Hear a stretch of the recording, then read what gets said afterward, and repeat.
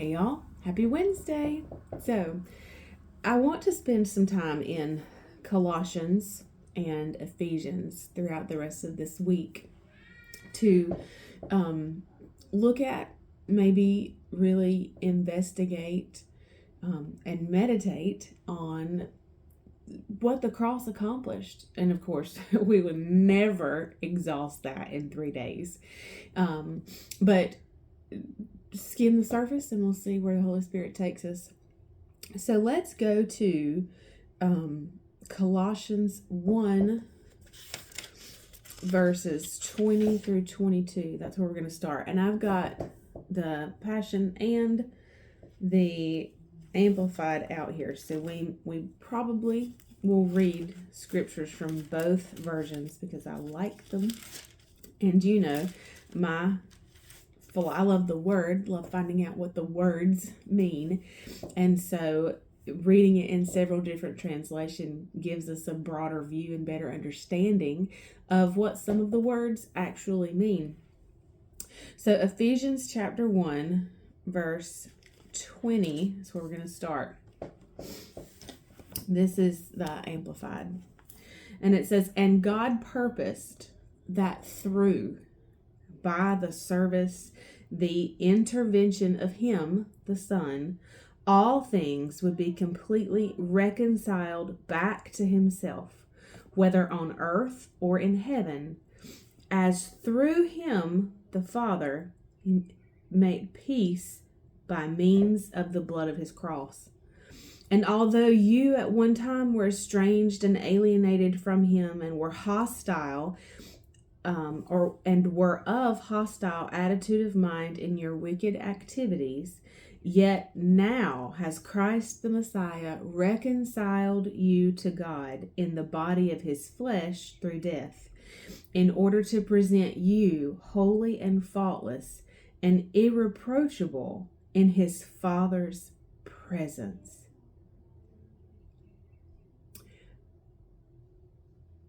I think we just need a Selah after that. That God purposed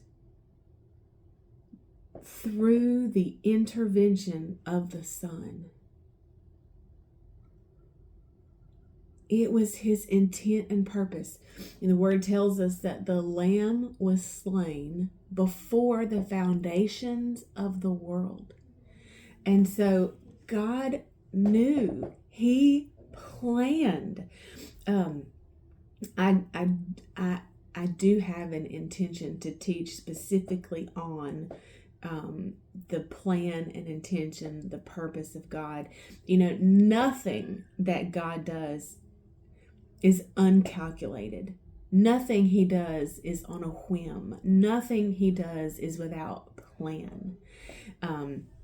So we homeschool our children. We're in classical conversations. And these last few weeks in science, we have learned, what does the theory of evolution rely on? And what does the theory of intelligent design rely on? Well, the theory of intelligent design relies on the belief that life came into existence as a result of intention and purpose. And we can see by this verse even that God purposed through Jesus that all things should be completely reconciled back to himself, whether on earth or in heaven. And through him, through the Son, through Jesus, the Father made peace by means of the blood of his cross. See, that's what Hebrews talks about. God totally took the broken out of the equation. I need something to keep my place because I'm going off trail here, which happens frequently. But Hebrews, I believe it's Hebrews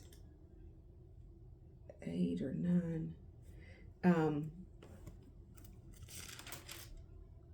Hebrews talks about that God was his own guarantee that he made the covenant between God the Father and God the Son.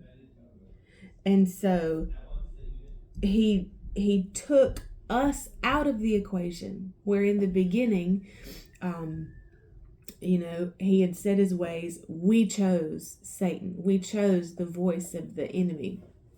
I was talking to my kids last night, and they we were talking about mosquito bites or something crazy, or allergic reactions, or why bad things happen. And I said, it goes all the way back to the beginning. One of them said, whose fault is that? So we have somebody to blame, right? And I said, well, all of that came in when Adam and Eve chose to listen to the voice of Satan. They said, so it's Adam's fault, so we can blame Adam and Eve. I said, well, yeah. I said, but when's the last time you didn't listen to your mom? Like 30 seconds ago. When's the last time that we didn't make the right choice?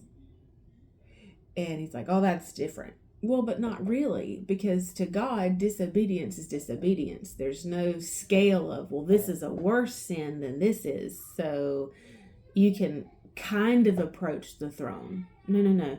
Sin completely prohibits us from entering the throne room, the Holy of Holies, because that filth, holiness, God in his pure holiness, it burns, it destroys sin. And so it doesn't matter whether it's we just didn't listen to mom, or whether we chose to listen to the voice of the enemy, which honestly, they're the same. The enemy tells you not to listen to mom, the enemy tells you to do anyway. It's still a choice of disobedience, which means that we are not submitted to the lordship of Jesus Christ. And so that sin prohibits us completely from relationship with the Father, which is why this cross is so important. Because like we've just read in Ephesians, that God purposed to reconcile everything, whether in heaven or on the earth, back to himself by means of the blood of the cross of Jesus Christ. And we will pick up here tomorrow. I'll see you then. Bye, y'all.